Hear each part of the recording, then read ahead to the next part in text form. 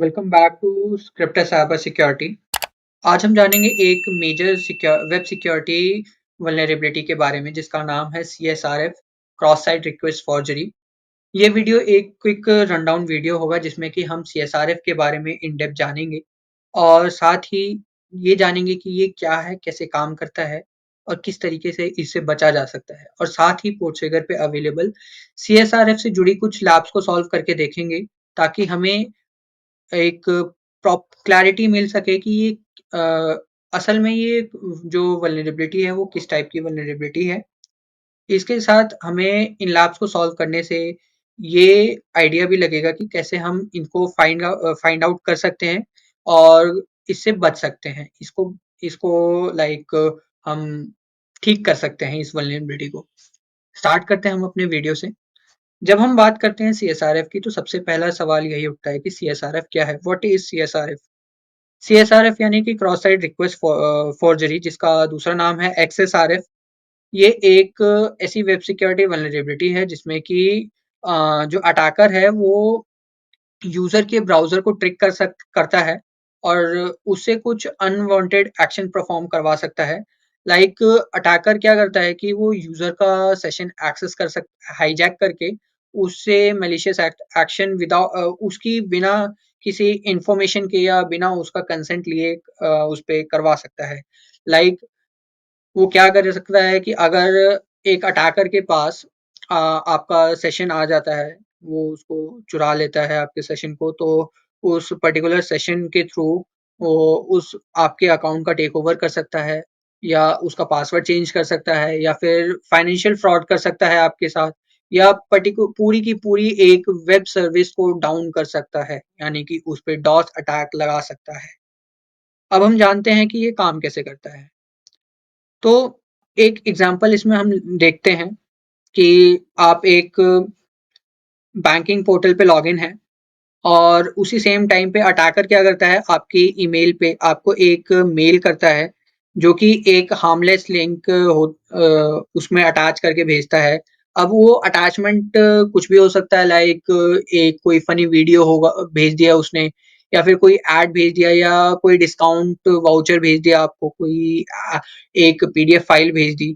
अब उसके साथ उसने एक लिंक अटैच कर रखा है। अब होता क्या है, जब आप उस पर्टिकुलर लिंक पे क्लिक करेंगे या उस पर्टिकुलर फाइल पे क्लिक करेंगे तो वो फाइल ऑटोमेटिकली आपके ब्राउजर पे एक रिक्वेस्ट शेयर कर देगी और उस पर्टिकुलर ब्राउजर पे जितने भी सेशंस की कुकीज अवेलेबल होंगी वो कुकीज जो हैं वो ऑटोमेटिकली अटैकर के पास चली जाएंगी और अटैकर फिर उन कुकीज का यूज करके आपका जो अकाउंट है वो टेक ओवर कर सकता है या फिर वही सेम मैंने आपको बताया कि वो उसमें कुछ मॉडिफिकेशंस करके आपके अकाउंट की इंफॉर्मेशन को चेंज कर सकता है या उसका पूरा का पूरा लाइक पूरा एक्सेस ले सकता है।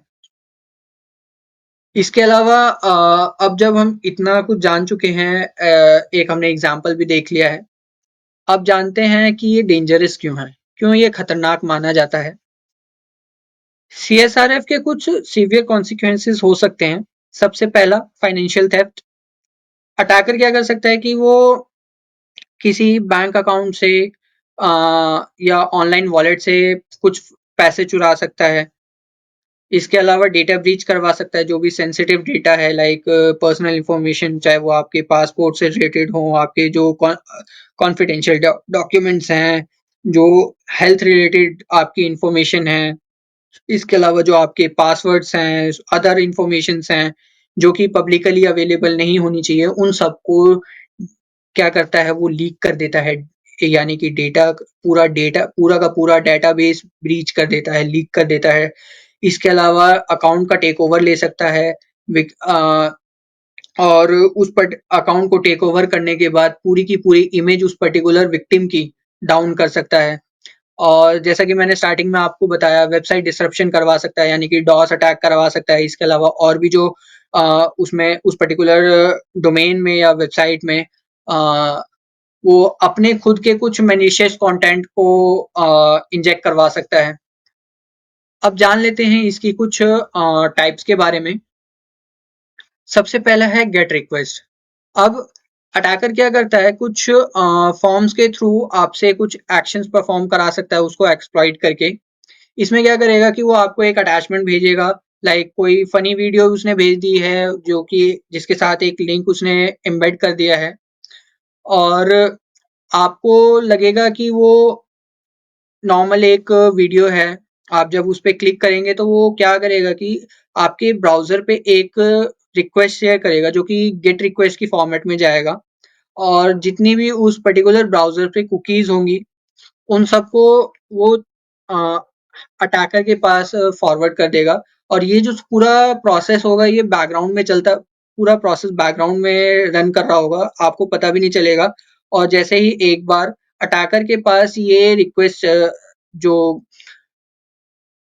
सेशन की डिटेल्स हैं वो चली जाती हैं, तो वो जो भी अनऑथराइज्ड एक्शंस हैं लाइक मनी ट्रांसफर या फिर अकाउंट का पासवर्ड चेंज करना, अकाउंट का टेक ओवर करना, वो सब एक्टिविटीज कर सकता है। इसी तरीके से जो इसका सेकंड टाइप है वो है पोस्ट रिक्वेस्ट, जिसमें कि कुछ मलिशियस रिक्वेस्ट वो अपने सर्वर, अटैकर जो है वो अपने सर्वर पे मंगा सकता है डेटा को मैनिपुलेट करके। अब इसमें क्या करेगा अटैकर, बेसिकली कुछ वेब फॉर्म्स का यूज कर सकता है, जिसमें कि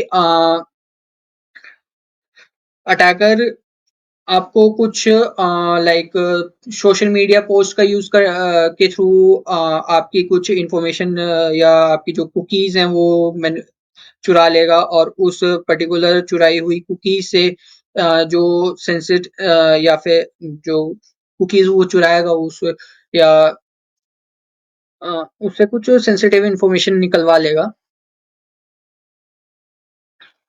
इसके अलावा जो तीसरा इसका टाइप है वो है जावास्क्रिप्ट सीएसआरएफ। जावास्क्रिप्ट सीएसआरएफ जो है ये एक क्लाइंट साइड वेरिएंट है जावास्क्रिप्ट कोड का।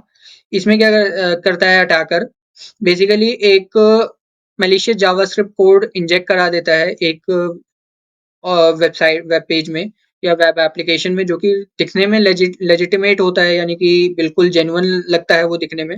बट जैसे ही वो कोड विक्टिम के ब्राउजर में एग्जीक्यूट हो जाता है, वो ब्राउजर को मैनिपुलेट कर देता है, जो भी उसमें ब्राउजिंग के सेशंस हैं वो उसको लाइक हाईजैक करवा लेता है। जावास्क्रिप्ट का पूरी उसकी जो जावास्क्रिप्ट है उस पर्टिकुलर ब्राउजर की, वो सारी रिक्वेस्ट, जो भी रिक्वेस्ट है वो जिस जो जिस भी फॉर्मेट में जाती है, लाइक जेसन फॉर्मेट में जाती है, वो पूरा उठा सकता है उसे, और बिना यूजर के नॉलेज के, बिना उसके कंसेंट के वो उस पर्टिकुलर यूजर का जो भी अकाउंट है वो टेक ओवर कर लेगा, या फिर उसका डेटा है वो चुरा लेगा। कुछ भी वो काम उससे करा सकता है। इसी तरीके से सीएसआरएफ सोशल इंजीनियरिंग के साथ भी काम करता है। सीएसआरएफ सोशल इंजीनियरिंग कर सकता है वो इसी बग के थ्रू। अब इसमें क्या करेगा, लाइक आपको एक मैलिशियस लिंक भेजेगा जिसमें कि एक फिशिंग ईमेल होगी, या फिर कोई सोशल मीडिया का पोस्ट होगा, या कोई फेक ऐड होगी जिसपे कि आप ट्रस्ट करके, क्योंकि उसको भी पता है कि अगर जो ऐड आप वो भेज रहा है वो इसी तरीके से डिजाइन करेगा कि आपको लगे कि वो लेजिट ऐड है, तो आप उस पे क्लिक करेंगे। जैसे ही आपने उस पे क्लिक किया तो आप विक्टिम बन गए। आपको आपकी जितने भी उसमें सेशंस हैं, आपके ब्राउजर की जितने भी कुकीज हैं वो चुरा लेगा, और उसके बाद जैसा कि मैंने आपको बताया वो टेक ओवर कर सकता है, फाइनेंशियल फ्रॉड कर सकता है, या फिर जो आपकी सेंसिटिव इंफॉर्मेशन है like credit card details, bank details, या आपके जो अदर सोशल सिक्योरिटी इंफॉर्मेशन हैं वो चुरा सकता है। अब सवाल आता है, जब हम इतना ज्यादा ये क्रूशल है तो इससे बचा कैसे जाए। बचने के कुछ तरीके हैं, लाइक सीएसआरएफ टोकन लगाना। हम मल्टीपल जो फॉर्म फील्ड्स हैं एक पर्टिकुलर वेबसाइट में या वेब ऐप में, उस पे हम सीएसआरएफ टोकन लगा सकते हैं। लाइक हर एक पर्टिकुलर रिक्वेस्ट को वेरीफाई करे, उसको जितनी भी रिक्वेस्ट हैं उन सबको वेरीफाई करने के, वैलिडेट करने के बाद ही वो आगे प्रोसेस करे। इसके अलावा सेम ओरिजिन पॉलिसी एसओपी को हम लगा सकते हैं कि लाइक जो भी रिक्वेस्ट है वो ए जो पर्टिकुलर डोमेन है उसी डोमेन तक रहे। उस डोमेन के अलावा जो अगर कोई रिक्वेस्ट फर्दर फॉरवर्ड की जा रही है, लाइक अगर मैंने रिक्वेस्ट किया है गूगल का, तो गूगल की जगह मुझे किसी दूसरी वेबसाइट थर्ड वेबसाइट पे ना ट्रांसफ़र करे। तो इस तरीके से हम एक एसओपी लगा सकते हैं ताकि वो सेम उसी पर्टिकुलर डोमेन पे ही मुझे रखे, उस डोमेन से बाहर ना जाने दे। तीसरा, एचटीटीपी मेथड एंड हेडर्स। जितने भी हम मेथड यूज़ करते हैं, चाहे वो पोस्ट है, गेट है या रेफरर हेडर्स हैं, उस पे हमें प्रॉपर वैलिडेशन लगाना चाहिए। Last one is security headers. जितने भी जो अ, सीएसपीज़ हैं या एक्सट्रीम पॉलिसीज़ हैं, वो हमें लगानी चाहिए। और जितने भी एक्सेसेस जो जहाँ पे लग रहा है कि यहाँ पे एक्सेसेस हो सकता है तो हम उसको रिस्ट्रिक्ट कर दें, उसको वहीं पे फ़िल्टर आउट कर दें। फ़िल्ट्रेशन के मेथड्स लगाने चाहिए। तो ये कुछ तरीके हैं जिनसे कि हम सीएसआरएफ से बच सकते हैं। अब हम देख लेते हैं कुछ अटैक्स के बारे में, कुछ रियल वर्ल्ड अटैक्स के देख लेते हैं। सबसे पहला फाइनेंशियल थेफ्ट का अटैक रजिस्टर हुआ था 2016 में टेस्को बैंक्स पे, जिसमें कि हैकर्स ने क्या किया था कि सीएसआरएफ को मैनिपुलेट करके कस्टमर्स का अकाउंट से अपने अकाउंट में मिलियन ऑफ पाउंड्स का फंड्स का ट्रांसफर कर लिया था। इसी तरीके से 2018 में क्रिप्टो वॉलेट पे एक्सप्लॉइट किया था। इस वल्नरेबिलिटी इस वल्नरेबिलिटी का यूज़ करके हैकर्स ने क्रिप्टो करेंसी वॉलेट को मैनिपुलेट किया था। और जितने भी यूज़र्स थे क्रिप्टो के, उनके वॉलेट से बिटकॉइन्स और जितने भी डिजिटल एसेट्स थे उनको चुरा लिया था। इसके अलावा कुछ डेटा ब्रीचेस करवाए थे। 2020 में टिकटॉक की एक वल्नरेबिलिटी रिपोर्ट हुई थी, जिसमें कि अटैकर्स ने सीएसआरएफ का यूज़ करके एक मालवेयर स्प्रेड कर दिया था। और इस मालवेयर के थ्रू उन्होंने जितने भी यूज़र्स थे, उनका डेटा का एक्सेस ले लिया था, जो एक थर्ड पार्टी ऐप का यूज़ करके, जो कि उन यूज़र्स के टिकटॉक अकाउंट से कनेक्टेड थी। इसके अलावा 2021 में माइक्रोसॉफ्ट टीम्स पे एक सीएसआरएफ फ्लॉ रिपोर्ट हुआ था, जिसमें कि ये वल्नरेबिलिटी अटैकर्स को अलाउ कर रही थी कि वो एक पर्टिकुलर कंपनी के जो मेल सर्वर्स हैं, उनके थ्रू ईमेल भेज सके विक्टिम को। और उस पर्टिकुलर मेल के थ्रू जो सेंसिटिव इन्फॉर्मेशन है वो लीक कर दे, ऑर्गेनाइजेशन की या फिर उस पर्टिकुलर विक्टिम की जो सेंसिटिव इन्फॉर्मेशन अवेलेबल है उस पर्टिकुलर कंपनी के सर्वर पे, उसको लीक कर दी थी उन्होंने। इसके अलावा अकाउंट टेक ओवर की 2014 में एक गिटहब अकाउंट रिपोर्ट की गई थी केस, जिसमें कि 2014 के अंदर हैकर्स ने गिटहब का अकाउंट हाईजैक कर लिया था। सीएसआरएफ का यूज़ करके जो प्राइवेट रिपॉजिटरीज थी, जो कि हाई प्रोफाइल डेवलपर्स हैं, उनकी जो रिपॉजिटरीज थी जो कि उन्होंने प्राइवेट कर रखी थी, उनको इन्होंने एक्सेस कर लिया था। और इसके अलावा 2017 में एक स्पैम कैंपेन चला था ट्विटर पे, जिसमें कि हैकर्स ने क्या किया था, कुछ कॉन्वर्सेशन को मैनिपुलेट करके उसे मिस इन्फॉर्मेशन फैलाई थी। और उस पर्टिकुलर फैलाई गई मिस इन्फॉर्मेशन पे फेक रिट्वीट्स और फेक लाइक्स का ऑटोमेट कर दिया था। इसके अलावा 2013 में एक वेबसाइट डिसरप्शन का केस रजिस्टर हुआ था रेडिट पे। हुआ क्या था कि अटैकर्स ने सीएसआरएफ का यूज करके एक मैसिव डीडॉस अटैक रेडिट के सर्वर्स पे लॉन्च कर दिया था, जिससे कि पूरी की पूरी रेडिट की वेबसाइट टेम्परेरली डाउन चली गई थी, ऑफलाइन हो गई थी। इसके अलावा 2019 में जो अटैकर्स हैं, इन्होंने क्या किया था, इंस्टाग्राम पे एक स्पैम बॉट कैंपेन चला दिया था, जिसमें कि जो इंस्टाग्राम का यूजर एक्सपीरियंस था, जितने भी ब्रांड्स उस पे अवेलेबल थे, उनकी रेपुटेशन को डाउन कर दिया था, डिग्रेड करना स्टार्ट कर दिया था। इसके अलावा जो इंस्टाग्राम के ऊपर जितनी भी प्रोफाइल्स थी, उन पे कमेंट्स और लाइक्स को ऑटोमेट कर दिया था पूरी तरीके से। इन द एंड हम यही कहेंगे कि सीएसआर जो है वो वुल्फ इन अ शीप है। लाइक भेड़ की खाल में एक भेड़िया है।